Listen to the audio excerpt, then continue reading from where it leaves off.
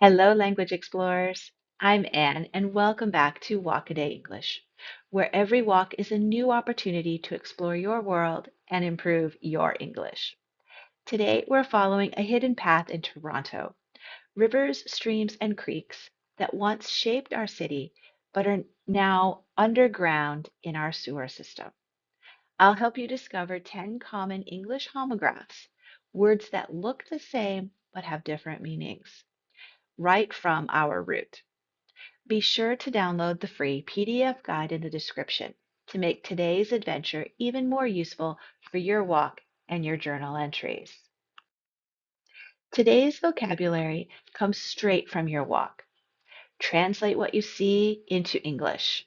Maybe you learn the word park, bridge, tunnel, slope, or even storm drain.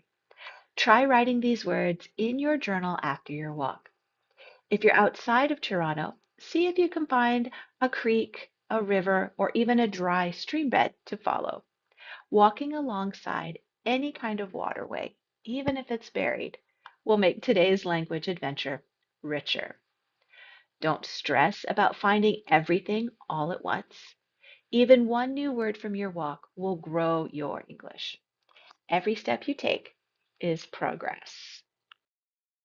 Now, for today's language target, homographs. Homographs are words that are spelled the same way but have different meanings and sometimes different pronunciations. Let's learn 10 of the most useful ones. Each one, I'll go over the pronunciation, the meanings, and an example sentence. I will pause to give you time to practice the pronunciation for each word and the sentences therein. So here is our first one. It is L-E-A-D, and the first pronunciation is lead. Lead. It means to guide. She will lead the way. She will lead the way. The other pronunciation is lead. Lead. This is a kind of metal, and old pipes were made of lead.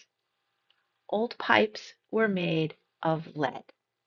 One more time so you can hear both of those words back to back. Lead, lead, lead, lead. Let's try another one.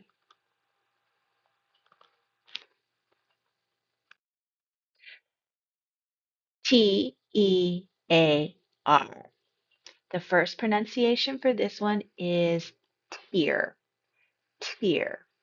This is water that comes from our eyes. So maybe we're crying or we have a piece of dust in our eye. It's a tear. A tear rolled down her cheek. A tear rolled down her cheek. The other pronunciation for this word is tear, tear, which means to rip. Don't rip your map. Don't rip your map. One more time to hear both of those. Tear, tear, tear, tear. Our next homograph is W-I-N-D. The first pronunciation is wind, wind. This is air that is moving around us. It can be naturally moving, or maybe some object passed us by and created the wind. The wind is blowing hard. The wind is blowing hard. The second pronunciation is wind, wind, and that means to twist or to wrap. Please wind up the cord. Please wind up the cord. One more time so you can hear both of those. Wind, wind, and wind, wind. Our next homograph is R-O-W. The first pronunciation is row, row, which means a line. We sat in a row. We sat in a row. Our other pronunciation is row, row, and this means an argument. They had a row last night. They had a row last night. And one more time back to back. Row, row, row, row. This one looks similar and has its own sets of pronunciation. This word is B-O-W, and the first pronunciation is bow, bow. And this means to bend. So we might do this as a greeting. We might do this to show gratitude. Actors bow after the play. Actors bow after the play. The other pronunciation is bow, bow. And this is a ribbon. We might put it in our hair. We might use it to decorate. We might use it to wrap a gift. She tied a bow on the gift. She tied a bow on the gift. The two pronunciations one more time. Bow, bow, and bow, bow. This next one is C-L-O-S-E.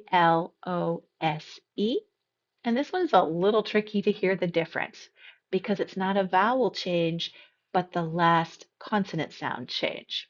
So the first pronunciation is close, close, which means to shut. Please close the door. Please close the door. The second pronunciation just has the end changing to an S sound. So close, close, which means near. The river is very close. The river is very close. One more time. Close, close, and close, close. This next one is O-B-J-E-C-T. And the first pronunciation is going to stress the first part of the word, ah, ah. So we have the pronunciation of object, object, which means a thing. Pick up the object on the path. Pick up the object on the path. The second pronunciation stresses the second part of the word, object. So it sounds like object, object, which means to oppose or to disagree. I object to that idea.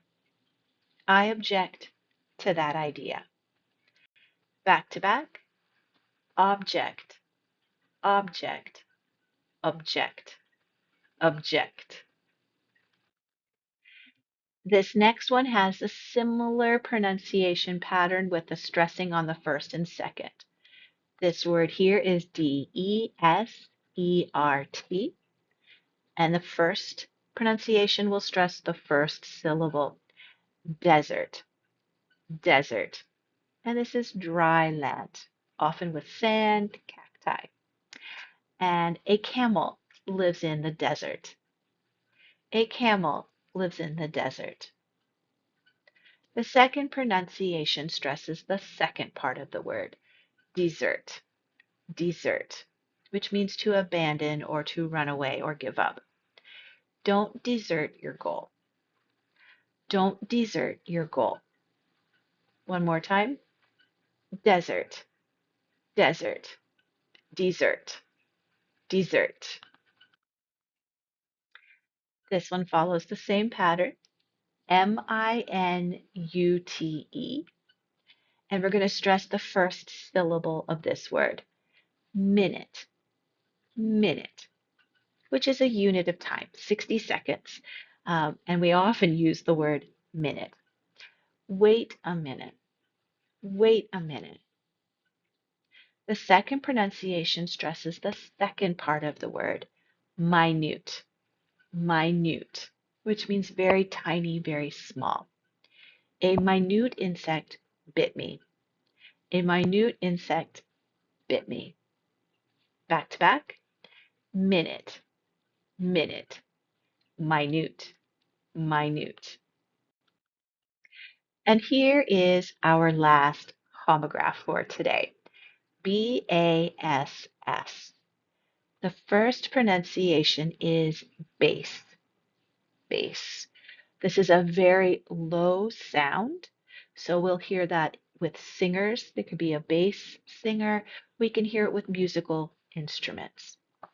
He plays bass guitar. He plays bass guitar. The other pronunciation is bass, bass. And this is a kind of freshwater fish. It's pretty common here in Canada. They caught a huge bass. They caught a huge bass. And back to back, bass, bass, bass, bass. Now, try making your own sentences with one of these homographs in the comments below, or try putting them in your journals today. And don't forget, you can download today's free PDF guide linked below. It has everything we covered and journaling questions just for you. This is the part of the video where now we practice our shadowing and you get to practice your speaking. Shadowing means listening and repeating right after I speak. It trains your mouth and your ears together and helps you sound more natural in English. We've already been doing this with our homograph sentences, but now we will practice shadowing in the context of my journal entry following my Lost River walk. Take your time, listen, pause, and repeat. The more you practice the skill, the easier it will be for you to do it and to speak more fluently on your own.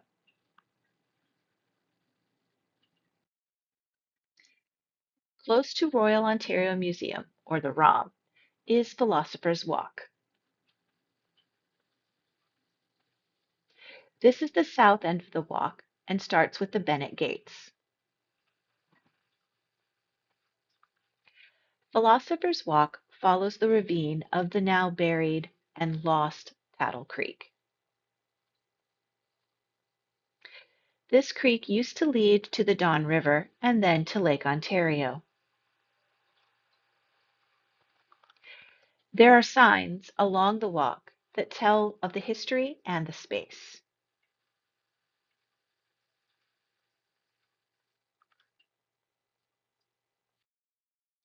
You can see how the walk was shaped by the path of the old creek as it used to wind through this space.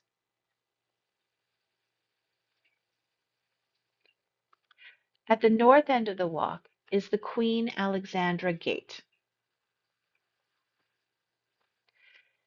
This gate was originally built in 1901 to commemorate a royal visit and later moved to this spot in 1962.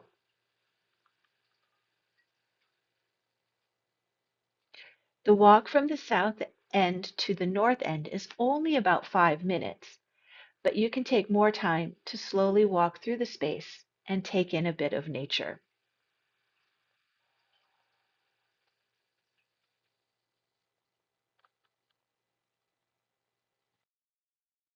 As I was walking, I discovered Tattle Creek Park, north of Philosopher's Walk. The creek used to run through here too. This object is a water pitcher and symbolizes the creek.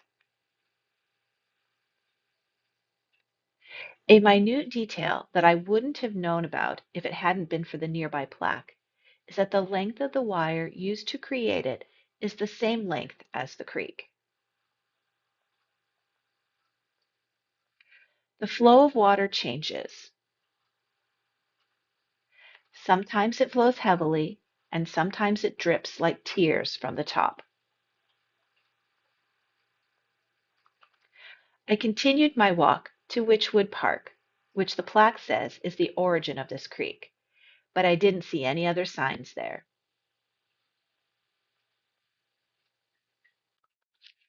Now you're ready to become a language explorer in your own city and space. Grab the free PDF guide in the description, get outside, follow a river's path, and grow your English with every step and every word. Remember, each small discovery is a victory, and your English will keep improving every time you walk and learn. If you would like to get personalized feedback on your journal entry, become a Wade member by signing up on our website. Take a look at the next video for another great Walk-A-Day English language adventure. If you liked this video and would like to see more, click on the subscribe button and let me know in the comments. Until our next walk, stay safe and go explore your space, one word at a time.